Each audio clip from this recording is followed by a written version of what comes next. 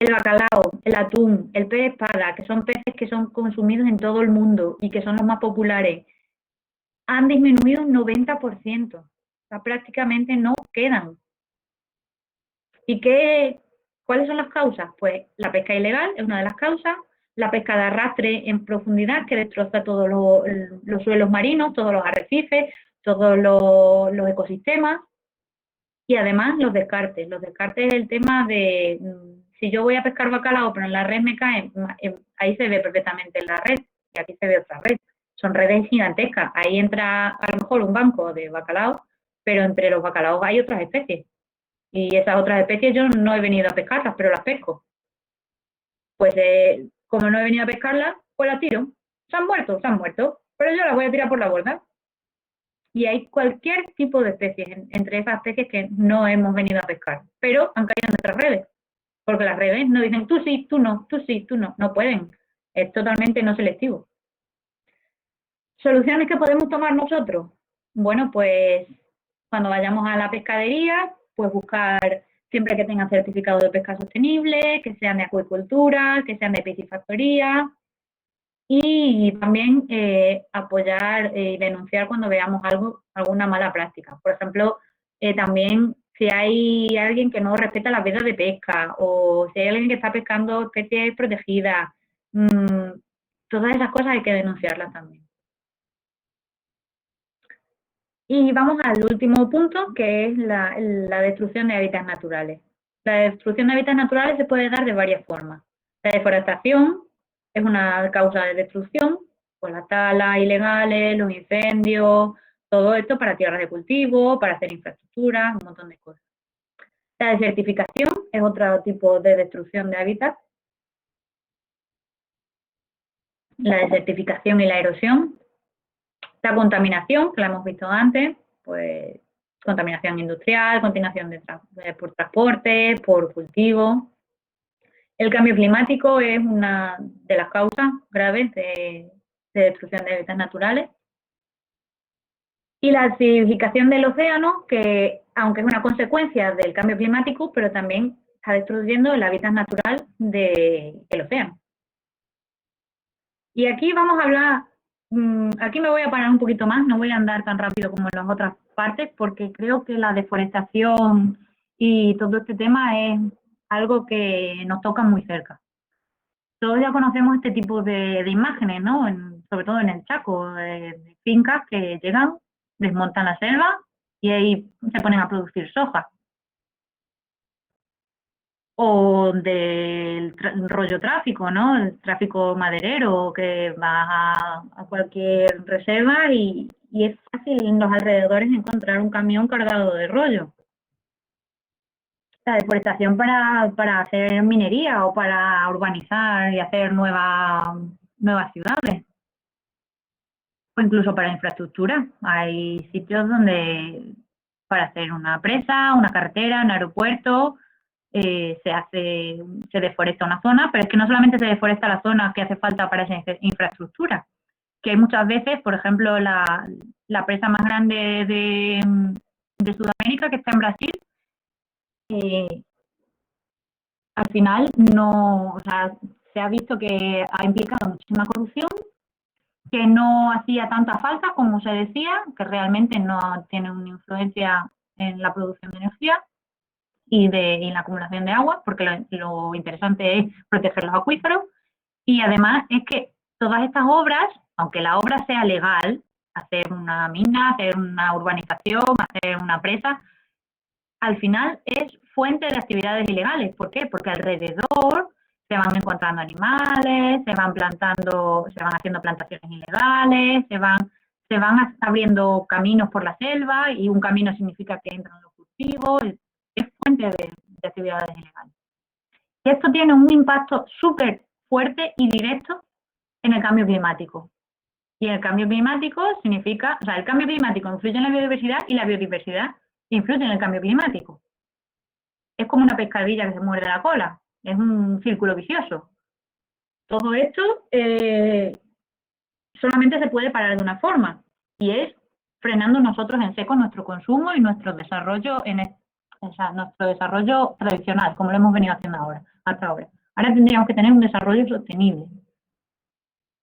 A nivel global, el 5% de la deforestación es por la cría de ganado. Sin embargo, el 22% es debido a las plantaciones, sobre todo para aceite de palma. Y la mitad, más de la mitad, el 54% es por agricultura de tala y quema, para desmontárselos para hacer agricultura, que ahí entran los campos de soja. Y un tipo de deforestación son estos grandes incendios, porque un gran porcentaje de los incendios, tanto los incendios de Amazonas como los de Paraguay, como los de California, como los que tenemos en España, como los que hay en Grecia, en todo el mundo, ahora mismo está habiendo una cantidad de incendios impresionante. La causa directa no es el cambio climático, pero ayuda. El cambio climático ayuda, porque el cambio climático hace que llueva menos, que haya menos humedad en el aire, que haya más calor, y eso ayuda mucho al incendio. Pero la causa principal del 90% de los incendios del mundo es el hombre. Es alguien detrás de cada uno de los incendios que hay, prácticamente de 9 de cada 10, hay una persona que ha encendido una cerilla o un mechero o un encendedor. Hay una persona, o varias, pero hay personas que están encendiendo mecheros para quemar la selva. Y eso es una cosa que no deberíamos tolerar. Hay sitios en los que se sabe quién es, pero no se denuncia. Pues deberíamos ponernos todos, porque nos va la vida en ello. Menos selva, menos bosque significa menos aire, porque el oxígeno que estaban produciendo ya no lo producen. Más contaminación, porque los contaminantes que estaban filtrando ya no los están filtrando.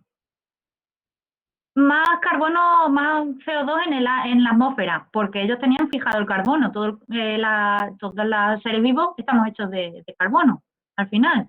Entonces, todo lo que está en la selva no está en el aire. Y si no está en el aire, no está calentando la atmósfera. Por lo tanto, influye al cambio climático. Afecta al suelo, afecta al ecosistema, afecta a la biodiversidad. Los incendios son una de las peores cosas que podemos tener. O sea, las peores cosas que pueden pasar. Se está viendo que, yo qué sé, el otro día me mandaron una foto de un teyú que se había metido en la casa de una señora huyendo de uno de los incendios. ¿Cómo tenía que estar el teyú, que normalmente no se acerca a la gente? O sea, los animales salvajes en general huyen de la gente. Pues cómo tenía que estar de desesperado para meterse en casa de alguien, porque ya no tenía selva donde estar.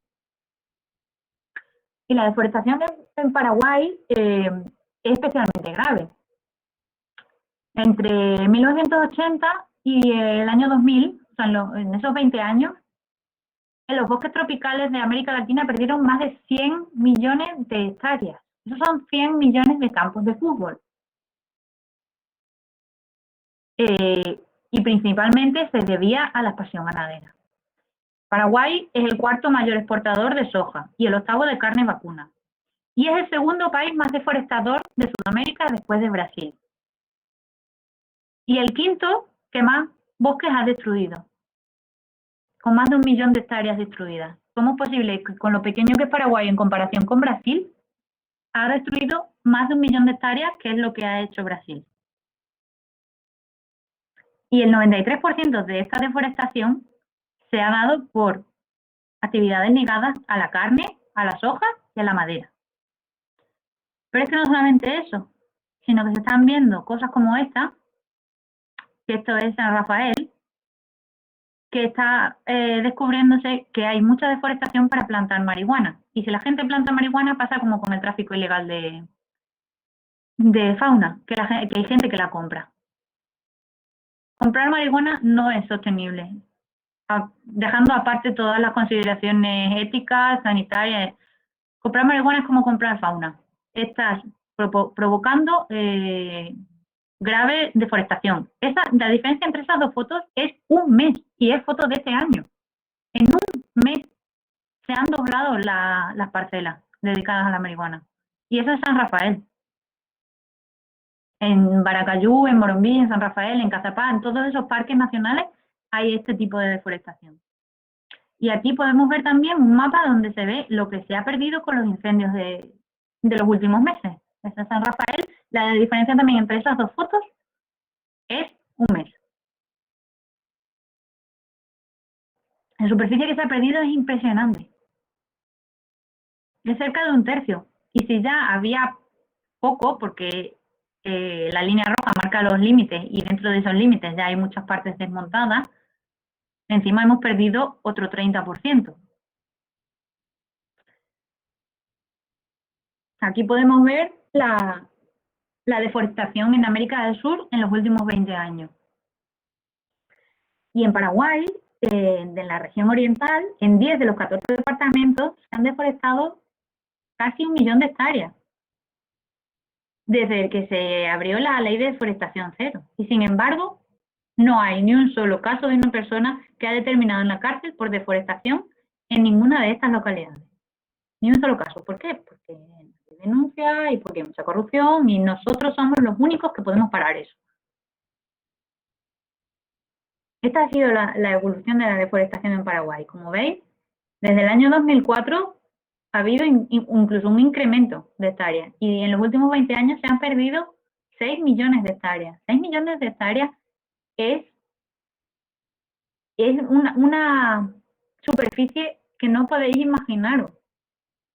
Es muchísimo. Y aquí, bueno, pues están las soluciones. Siempre denunciar cuando veamos a alguien que está haciendo algo ilegal, tanto un rollo tráfico, como prender fuego, como vender carne de monte, no comprar nunca jamás marihuana, porque el tema de la marihuana es muy grave allí en Paraguay, mucho. Cada año dobla o sea, es el doble de superficie que se deforesta para esto.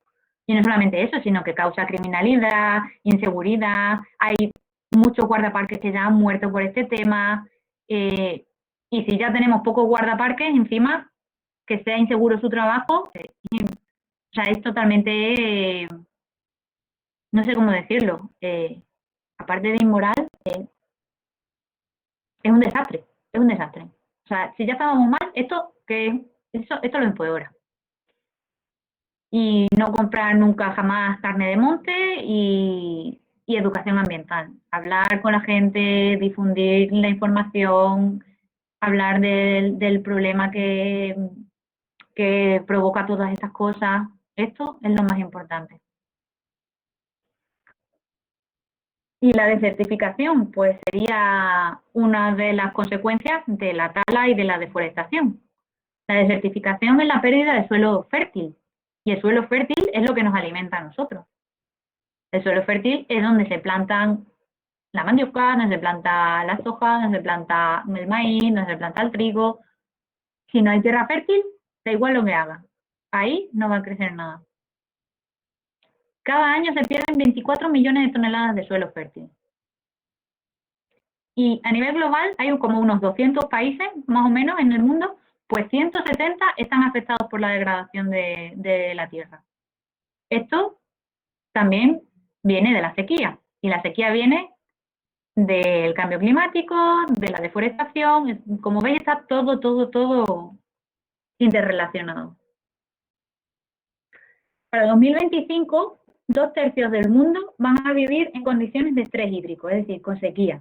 Esto va a provocar migraciones, va a provocar hambre, va a provocar conflictos y, por ejemplo, después de un incendio, el riesgo de desertificación y de erosión es muy fuerte, porque si llueve un poco, se lleva lo poco que queda de suelo fértil y no quedan plantas para sujetar el suelo. Aquí vemos la contaminación, ¿no? Antes hablaba del tema de la Laguna Rosa, que también pues, puede ser por basura, por metales pesados, y la contaminación que también destruye hábitats, también puede ser por agroquímicos. Los agroquímicos son una de las causas más graves de pérdida de fauna, sobre todo de fauna invertebrada. Ha habido mortandades masivas en los últimos años de abejas y de otros polinizadores. Sin abejas, da igual lo que hagamos, no vamos a tener comida. Polinizar a mano no es una solución. Y los chinos podrían explicarlo, podrían hablarnos de eso, porque han tenido problemas de este tipo. Entonces, los agroquímicos deberían prohibirse. Hay otras muchas formas ecológicas, económicas y sanas de convivir con los otros animales, porque no son plagas. Simplemente aumentando la presencia de murciélagos, lechuzas y algunos otros animales que son controladores de plagas, con eso se reduciría muchísimo. Soluciones. No aplicarlos nosotros los pesticidas, porque yo conozco mucha gente de, ay, es que creo que tengo un pulgón en mi maceta, le voy a echar pesticidas. No. Cualquier cosa que hagamos así es contaminación, aunque sea un poquito. Y esto tiene efectos acumulativos, no solamente estás matando ese pulgón, estás matando a la mariquita que va a comerse ese pulgón, y estás matando a la mantis que iba a comerse esa mariquita, y estás matando al pájaro que iba a comerse esa mantis, todo está relacionado. Denunciar todas las malas prácticas que veamos y educación ambiental y bla, bla, bla, todo lo que he dicho antes, y apoyar a todas las organizaciones medioambientales que podamos, las que estén en nuestra zona, las que estén en nuestro país, las que nos gusten. Hay mucho para elegir. Y para finalizar, cambio climático es otra de las razones por las que está desapareciendo la fauna y los hábitats. Cambio climático, todos sabemos, es la elevación de la temperatura media. No significa que va a hacer más calor solamente. Va a hacer más calor, va a hacer más frío, va a haber más lluvia, pero concentradas en menos tiempo.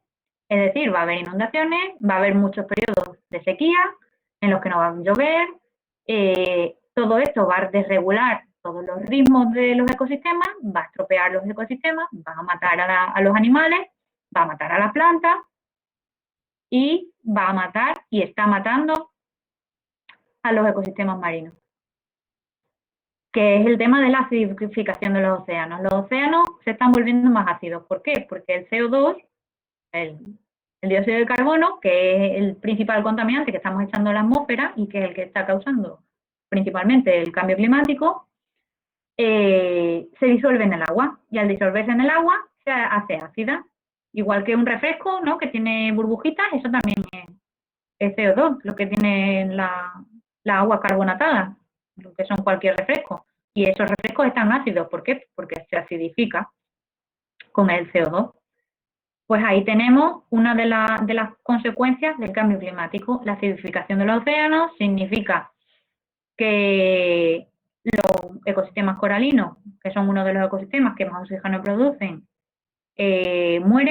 muere toda la fauna asociada y no vamos a tener pescado para comer, no vamos a tener oxígeno para respirar y todo esto. Ha habido 5 eventos de blanqueamiento cada vez más seguidos desde que esto se ha observado. Ocurrió el primero en el 98, luego en el 2002, en el 2016, en el 17 y en el 20. Que curiosamente los 4 últimos coinciden con 4 de los años más calurosos desde que se tiene registro de temperatura. El calor y la acidificación de los océanos están matando los arrecifes tropicales. El 30% de todos los arrecifes del mundo ya han muerto. Y un arrecife tarda millones de años en formarse. La mitad de la barrera de coral australiana, que es una de las más famosas y que está declarada Patrimonio de la Humanidad por la UNESCO, ha muerto, el 50%, la mitad de la barrera australiana. Son cosas muy, muy graves y que son muy difícilmente reversibles. No se puede ir para atrás todos estos problemas, todo lo que le estamos causando. En general, ¿qué podemos hacer? Pues intentar usar siempre energías renovables, reducir nuestro gasto de energía, pero intentar siempre que sean energías eólicas, solares, todo lo que pueda ser, hidroeléctrica incluso, pero la hidroeléctrica ya hemos visto el problema que tiene también. Bueno, todo tiene algún problema, pero intentar volar menos, porque volar es una de las cosas que más contaminan. Intentar reducir nuestro uso del coche y usar más la bici, y tener un consumo adecuado de recursos. No comprar más de lo que necesitamos, no tirar comida, no comprar cosas de usar y tirar, todo eso, esas cosas. Todo esto implica reducir nuestra huella de carbono. ¿Qué podemos hacer? Bueno, recapitulando, hemos visto la crisis ambiental, realmente son dos crisis que están relacionadas entre sí, la crisis climática y la crisis de biodiversidad. Y las causas son la contaminación, el tráfico de especies, la superpoblación y el sobreconsumo, la sobrepesca y la destrucción de hábitats naturales. Bueno, pues vamos a ver qué pasa por aquí. Mucha gente implica muchos residuos y aquí quiero hacer hincapié. Los residuos no solamente estropean, ensucian la naturaleza, sino que se van a pasar allí mucho más tiempo del que nosotros vamos a vivir. Una caja solo de cartón, no un Tetra Brick, una caja de cartón solo hecha de cartón va a tardar 3 meses. Bueno, pero después de 3 meses ya no está ahí. Y además se descompone en celulosa, que no tiene mayor problema. Sin embargo, las colillas de cigarrillos tardan entre 5 y 10 años y están hechas de un polímero de plástico. O sea que mientras se están degradando, están contaminando. Un vaso de usar y tirar son 50 años. Quizá dentro de 50 años yo esté muy viejita o ya esté muerta. Pero es que una lata de aluminio, bueno, lo bueno de la lata de aluminio es que al estarse degradando, lo único que está oxidándose y no está soltando ningún contaminante son 200 años. Una botella de plástico son entre 400 y 600 años, igual que un pañal o que una bolsa de plástico. Pero lo peor que podemos usar es el poliestireno, lo que es el corcho blanco que se llama aquí. Hay suficiente plástico en el mundo para cubrir por completo un país 4 veces más grande que España. España es bastante grande, más o menos igual que Paraguay. Imaginaros la cantidad de plástico que existe en el medio. O sea, no es que lo hayamos producido, es que está por ahí tirado. ¿Y qué podemos hacer? Pues reducir nuestro consumo de plástico al mínimo del mínimo. Y eso significa no usar cosas de usar y tirar. Usar compresas o copa menstrual, bolsas de tela, botellas reutilizables y rellenarlas en grifos públicos, hacer la compra a granel, no utilizar film, cambiar nuestros cepillos de dientes, tener en cuenta que los cepillos de dientes son las cosas que más contaminan. ¿Por qué? Porque un cepillo de dientes puede durar 400 años en la naturaleza. Cada uno de todos los cepillos de dientes que hayáis usado en vuestra vida, ahora mismo están en algún sitio. Están en un vertedero, o están en la barriga de un pájaro o de una ballena, o están flotando en el mar. Pero en algún sitio está.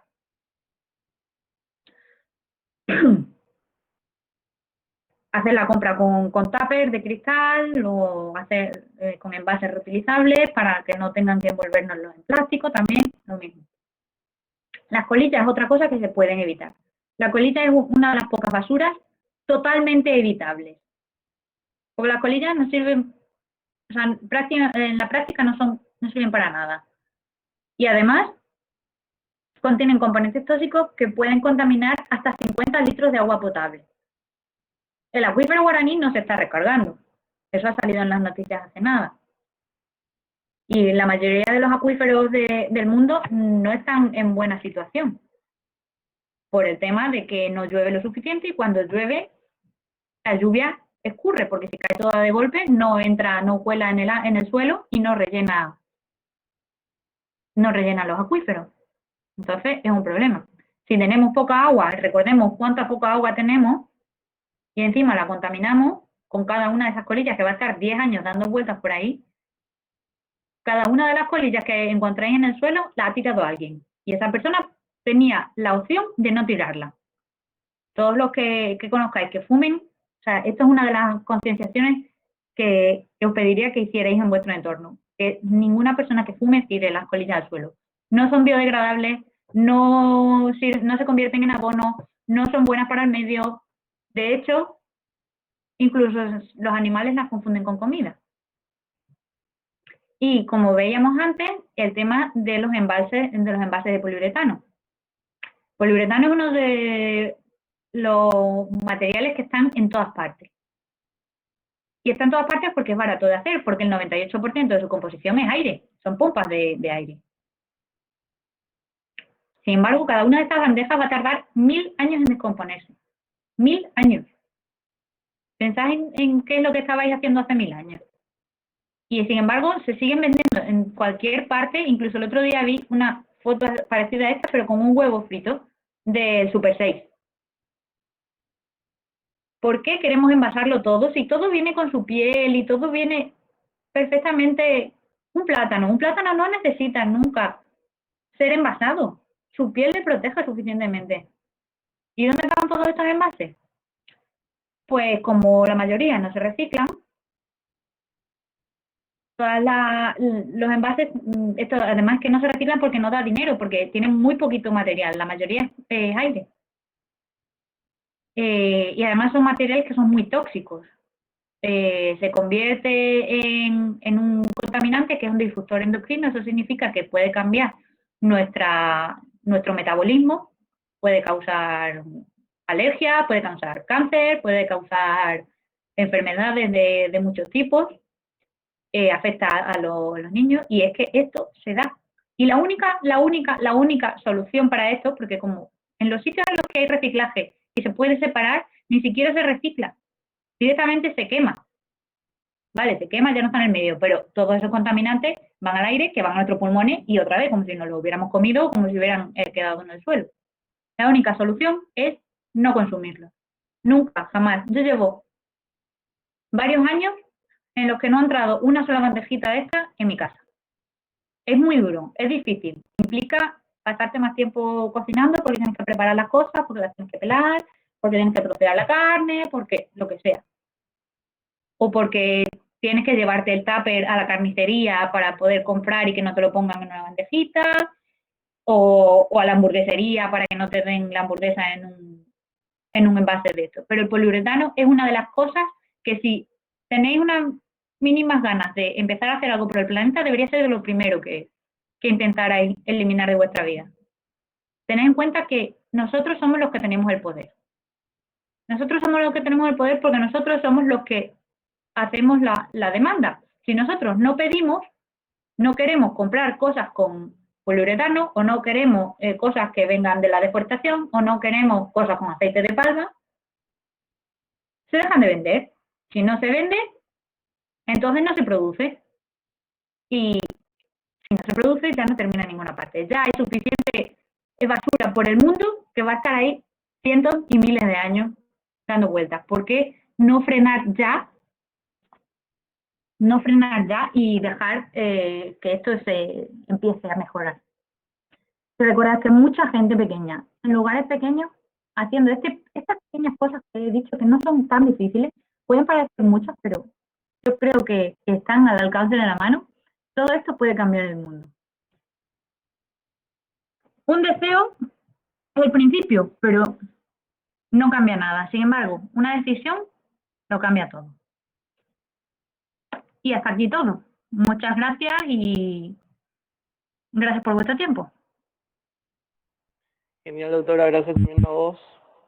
Más que interesante, muy ilustrativo e iluminador lo que nos mostraste como problema y también lo que planteas como soluciones sostenidas. Y en cuanto a lo que respecta al abordaje global y general que hiciste, que creo que es algo muy importante, porque no solo involucra a un solo sector, sino que nos involucra a todos como una sociedad global. Exactamente. Y hablando ahora actualmente en términos de sociedad global, no somos tribus en varios puntos del mundo, sino que estamos interconectados. Se plantean preguntas como estas que te digo. Vale. Acá en el comentario.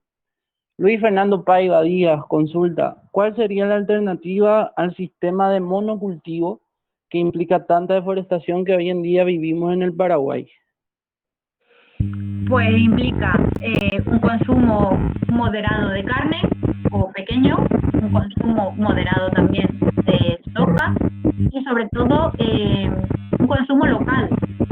No sé si a vosotros os pasa, pero aquí en España hay veces que está más barato la ternera de Nueva Zelanda que la de aquí, que la ternera local. Entonces, el consumo local y moderado, porque no tenemos que comer 30 kilos de carne a la semana. O sea, como mucho, yo diría comer un día a la semana ya reduciría muchísimo nuestra huella en el monocultivo. Y luego evitar otro tipo de productos también que implican el monocultivo, como puede ser el aceite de palma. El aceite de palma es uno de los productos que tiene monocultivo y que más rápido está acabando con las selvas del mundo, tanto las selvas de Indonesia como en África, y ya los chinos, que son los que están haciendo últimamente este tipo de empresas, están aterrizando en Sudamérica. Y en Sudamérica ya están comprando extensiones y están empezando a plantar palma aceitera. El aceite de palma implica además una cantidad de uso de tóxicos impresionante y una cantidad de deforestación y porque necesita un clima y una humedad muy específico. Entonces van ahí y en ese clima y esa humedad lo que hay normalmente son selvas tropicales con muchas especies en peligro y muchas especies endémicas. Y les da igual, van, acaban con eso y ponen sus palmas aceiteras. Entonces, intentar evitar aceite de palma, intentar evitar productos que estén sobremanufacturados, productos que vengan de lejos y siempre intentar observar el origen de eso. Entonces, no es lo mismo comprar la carne a mi vecino que tiene una pequeña explotación y que es sostenible, que comprar una carne que a lo mejor es de un gran productor que tiene su chacra gigantesca en el Chaco y, y está ahí deforestando y todos los años pues dice, pues me caben, yo qué sé, 200.000 vacas más, pues corto otro cacho de selva, porque quiero 200.000 vacas más. Si la demanda de carne baja, la deforestación baja. Genial. Esta pregunta también va relacionada a otra que pregunta, a ver, Alberto Centurión, ¿cómo supone que se haga la actividad agrícola sostenible teniendo en cuenta el tiempo límite para salvar el ecosistema y las millones de personas que deben ser alimentadas durante ese tiempo? Mira, actualmente se producen más alimentos de los necesarios para alimentar a todo el mundo. A los 7.800 millones de personas que vivimos en el mundo, se produce más comida. ¿Qué pasa? Que está mal repartida y hay muchos países en los que se tira comida. Un 30% de nuestra basura es comida que se ha estropeado en nuestra nevera a nivel global. El 30% es comida que se podía haber utilizado, pero se nos ha estropeado, porque se nos ha olvidado, porque he comprado más de lo que quería, estaba a 3x2, pero yo solamente necesitaba una. Ese sobreconsumo ya sería una cosa que, si lo evitáramos, ya habría alimentos para todo el mundo. O sea, que no hay que producir más ahora mismo. Con lo que estamos produciendo, producimos de sobra para todo el mundo. Y luego, la agricultura sostenible, ecológica, muy efectiva, porque funciona en vez de en grandes latifundios, en minifundios y que haya parches de distintas producciones. Eso frena los incendios, porque hace que al cambiar la vegetación, pues cambia la velocidad y es más fácil atajar los incendios. Eso empodera a las pequeñas comunidades. Eso hace que se produzca más variedad de alimentos en un solo sitio, por lo tanto hay más disponibilidad de distintos alimentos. Y luego hay muchas técnicas de mejora de la biodiversidad, porque al final la biodiversidad lo que hace es protegernos de esas plagas que es de las que se supone que nos están protegiendo los plaguicidas. Cuando vienen las langostas, pues si tuviera suficiente cernícalos y alcotanes y gavilanes que comen eso, pues enseguida dejarían de ser un problema. Igual con los mosquitos o con cualquier otra plaga. O sea, la biodiversidad ella sola se regula, pero nosotros hemos quitado una parte, entonces esta crece exponencialmente. Entonces todo este tema de usar la biodiversidad como una aliada de cosas que se han usado parece que ya nadie se acuerda de cómo se cultivaba antes. Y sin embargo, había forma. Entonces todo el cultivo ecológico es sostenible y el autoconsumo también, todo el que tenga un patio, que tenga incluso una maceta. Tú puedes tener 3 plantas de tomate en tu balcón, pues son 3 plantas de tomate que tú estás cuidando, que sabes que no tienen nada y que te están produciendo tomates que no tienen que venir de la otra punta del mundo.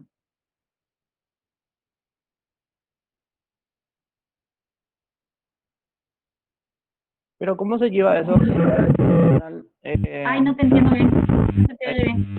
¿Hay algún Perdón, problema? hola, ¿me escuchan bien? Sí, ahora ya parece que no hay interferencia. Ahora sí hay interferencia.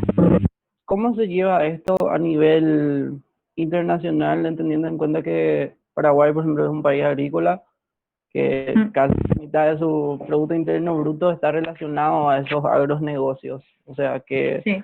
ciudadanos, ¿qué se podía hacer o a qué instituciones tocar la puerta para Mm. un Claro, cambio? pues esto hay regulaciones internacionales que habría que cumplir y que supongo que no se cumplen. Habría que cumplir primero las propias leyes del país, la ley de deforestación cero, la cantidad de bosques remanentes que tienen que dejar los estancieros obligatoriamente y que no dejan. Todo ese tema primero. Luego, fomentar el cultivo ecológico. Sé, por ejemplo, que en una finca en la que estuve en San Rafael producían soja ecológica. Pues si la soja ecológica se potencia y no se, y se le ponen trabas a la soja tradicional, digamos, a la soja con pesticidas, pues se iría compensando, ¿no? Se, se podrían poner más impuestos, se podrían hacer campañas de concienciación, campañas ¿cómo se dice?, de anuncio. Todo eso se podría hacer para potenciar que el cambio de sistema y que la gente quiera pasarse a lo sostenible. Pero claro, la gente poderosa es muy apegada a su postura. Es muy difícil cambiar algo grande, pero somos muchos. Si lo pedimos con la suficiente fuerza, se puede conseguir. Correcto. Uno de los otros comentarios dice Oscar Flecha, excelente presentación. Felicidades, Marta, buenísima iniciativa de Fauna y Vida. Gracias. Rosa María Barroso Ortiz también, muchas gracias, Marta, por compartir con nosotros tanto conocimiento y tanta pasión por el cuidado del medio ambiente. Gracias. Buenísima la presentación, muchísimas gracias por compartir la info, doctora. Una pregunta personal sería esta: Sí.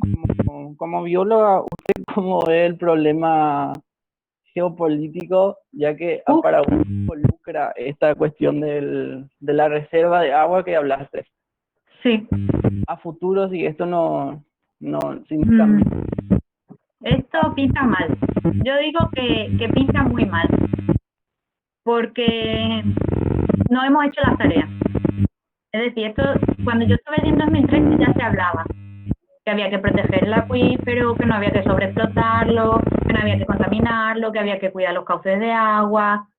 Hace 7 años que yo estuve allí y ya se escuchaba, pero no hemos hecho nada. Y encima ahora el problema de los incendios empeoran todo, porque entre el fenómeno de la niña, que a lo mejor tiene algo de culpa, y, y el tema de que los incendios espantan la lluvia, es así. O sea, los incendios o sea, lanzan partículas pequeñísimas a la atmósfera. Las partículas lo que hacen es dividir las gotas de agua, digamos, porque las gotas de agua necesitan una partícula sólida donde ir juntando toda su humedad. Si hay muchas partículas, la humedad se reparte en más partículas, por lo tanto tardan más en hacer una gota suficientemente pesada para que caiga. Entonces, al final, el humo espanta la lluvia. Entre los incendios, la niña, el cambio climático, la contaminación del agua, la cosa va mal. O sea, yo sinceramente pienso que la cosa va mal. ¿Podemos hacer algo? Podemos empezar a hacer las tareas, pero hay que hacerlas ya. Esto es como cuando te pilla la hora del examen y no has estudiado nada. Es así. Y bueno, creo que debería haber algún movimiento ciudadano o algo un poco más grande, algo que tire y que haga llamar la atención a la gente, porque la gente está así como, ah, no hay agua, ah, pues no hay agua. Bueno, pues no hay agua. Sin agua no hay vida. ¿Cómo no? Ah, bueno, no hay agua.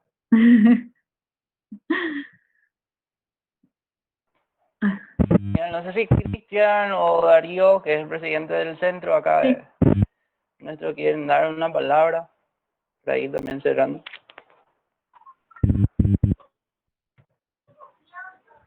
Sí, buenas tardes, doctora. Buenas tardes a todos los Hola, presentes. buenas tardes. En- de mi parte, solamente agradecer a vos por esta iniciativa, por la predisposición, a Cristian también, gracias por todo, Gracias a a todos los vosotros. participantes también, muchísimas gracias. Espero que esto sea el principio de algo, ojalá que podamos trabajar juntos, lograr una concienciación a todos los paraguayos, sí por llamarlo, porque Ujú. como veo necesitamos urgente una educación ambiental. Y bueno, gracias, y estoy también siempre con la predisposición de ayudar en todo lo que sea posible. Estupendo. Gracias a vosotros por contar con nosotros para empezar esta tarea. Que, como he dicho antes, hemos tardado mucho en empezar a estudiar, pero pues todavía yo creo que si nos damos un poco de prisa podemos ponernos al día. Cristian, Mm.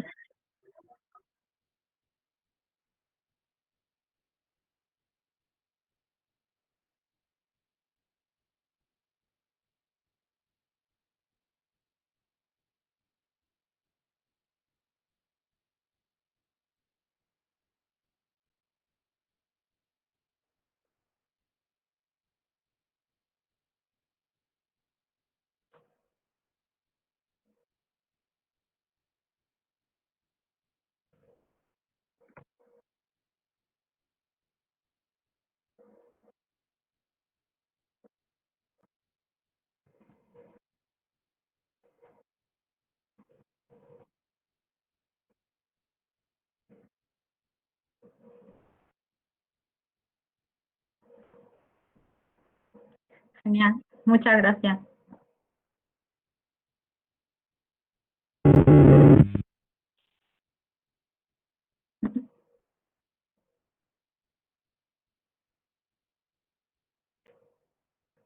gracias nuevamente, doctora. Te habrás cansado de Gracias a escuchar, vosotros. necesario por tu tiempo. Y creo que más de uno va a salir de esta reunión sabiendo más. Yo en lo personal es la segunda vez que participo en reuniones de esta naturaleza, Sí. como de Yo biodiversidad. Agradezco. espero que por lo menos haya llamado la atención de la gente y hayan dicho, uy, es verdad que hay un problema, vamos a ver qué podemos hacer. O sea, haber abierto algún ojo de alguna persona, con eso yo ya sería feliz, porque habría servido para algo. Exactamente, muchas gracias nuevamente. Gracias, gracias. Entonces, no sé si no hay más, hay los mensajes Antes de de, agradecimiento, no hay más nada que agregar, entonces podemos. parece que no hay más dudas.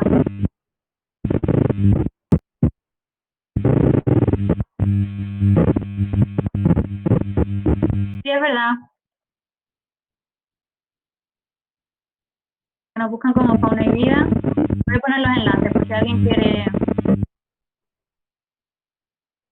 Ah, y también está avisando que la semana que viene empieza el periodo de inscripción para un curso que doy sobre educación ambiental, precisamente para la conservación de la fauna. Entonces, que estén atentos a las redes sociales, porque la primera clase además va a ser gratis y así pueden ver de qué va el curso y si les interesa. Va a estar muy, muy bueno. Les invito a todos a participar porque además todo va para la conservación de la biodiversidad, para poder hacer todas nuestras acciones y nuestras intervenciones. Entonces les invito a participar y a sumarse a nuestro. Estamos ahora empezando toda la actividad formativa de Fauna y Vida. Hemos dado ahora un curso, creo que hasta el 16, hasta mañana está abierta la inscripción del curso de rescate y rehabilitación de fauna.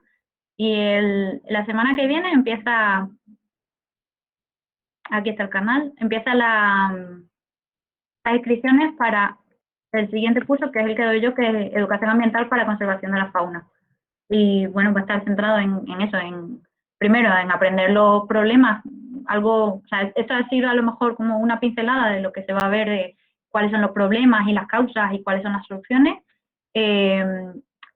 cómo comunicarlo, vamos a ver cómo hacer esto accesible al público, ¿no? Cómo podérselo explicar a niños pequeños del kinder o a una abuela o a la gente de nuestra familia o a la gente de nuestra clase, o sea, intentar adaptarlo, ¿no? Y ver qué recursos tenemos, tanto en la red como en los países, porque este va a estar centrado tanto en España como en Paraguay, ¿vale? Voy a darlo desde los dos ámbitos. Y voy a ir dando material para poder aplicar en cualquier parte, más o menos, pero luego también cosas locales. He dejado ahí las 4 redes sociales, el Facebook, el Twitter, el Instagram y el canal de YouTube, que lo hemos abierto hace poquito. Os pedimos que suscribáis, por favor, suscribiros al canal de YouTube.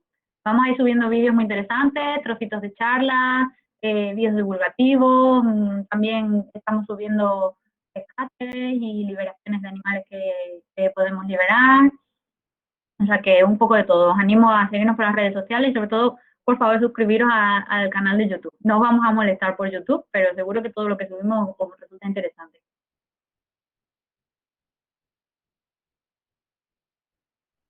Sí, doctora, muchas gracias. Y ahí estaremos también desde el centro viendo cómo nos conectamos y no perder esta Genial. importante sesión del gremio. Pues muchísimas gracias. Venga, que vaya bien. Chao. Chao, compañeros.